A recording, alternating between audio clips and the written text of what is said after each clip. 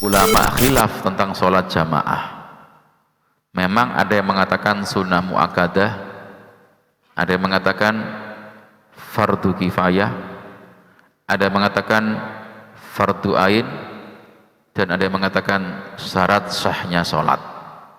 Tetapi ingatlah, jamaah yang dimuliakan oleh Allah Subhanahu wa Ta'ala, bagi laki-laki itu berbeda dengan perempuan. Laki-laki, kalau kita melihat hadis-hadis Nabi, itu wajib datang ke masjid.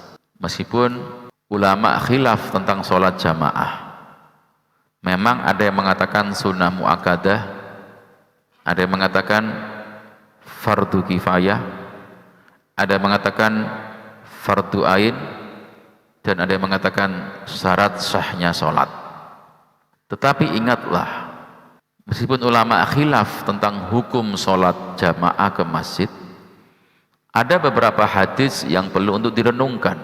Seperti misalkan Nabi mengatakan, dan sahabat Ali juga mengatakan, man sami'an nida fala ya'tihi fala sholatalah. Siapa orang yang mendengar panggilan adzan kok dia tidak datang ke masjid, apalagi ini tetangganya masjid, maka tidak ada sholat baginya. Sampai dikatakan la sholata li jalil masjid illa fil masjid. Tidak ada sholat bagi tetangga masjid kecuali di masjid. Sehingga banyak ulama yang mengkategorikan sholat ke masjid itu fardu ain. Sampai juga Nabi mengatakan dalam satu riwayat yang sahih, saya berkeinginan agar ada yang mengimami sholat untuk menggantikan aku, dan saya akan pergi ke rumah orang-orang yang tidak sholat untuk saya bakar rumah mereka. Cuma Nabi nggak jadi membakar karena ada orang-orang yang nggak wajib ke masjid, yaitu wanita dan anak-anak. Kemudian Nabi juga mengatakan, lau yasma'un nida wasofil awal la atauhuma walau habwan. Kalau seandainya manusia mengetahui shaf yang pertama dan panggilan azan untuk dijawab, mereka ya mesti datang ke masjid dengan merangkak, pasti akan didatangi seandainya mereka tahu pahalanya. Makanya ketika ada orang yang mendengar adzan tidak datang, tidak menjawab juga tidak datang, ya dia orang yang ghaflah, orang yang lalai.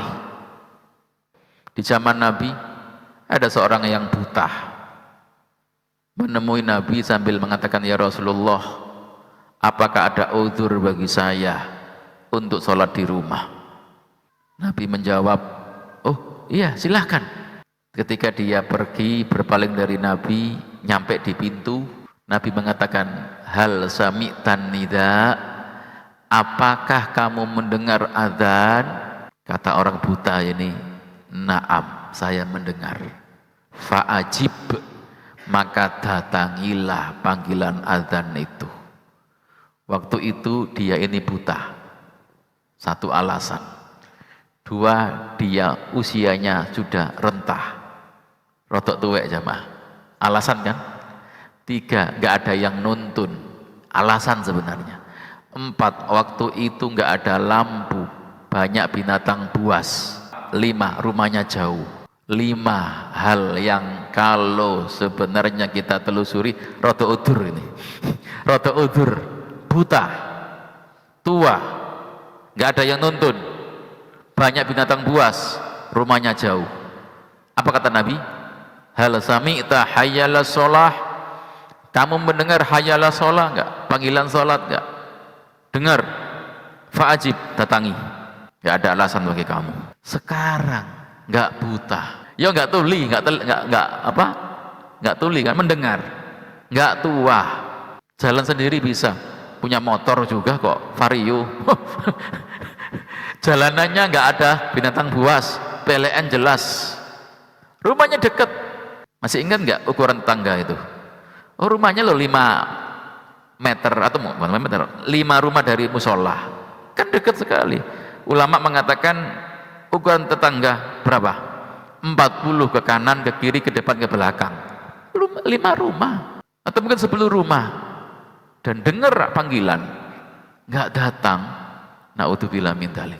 Maka siapa yang nggak mendatangi, ya ghaflah, lalai dia, maka perlu dimasukkan bingkil syar'i, ya, didandani atine sebatas napa, kalau ada panggilan salat datang ke mushola atau masjid.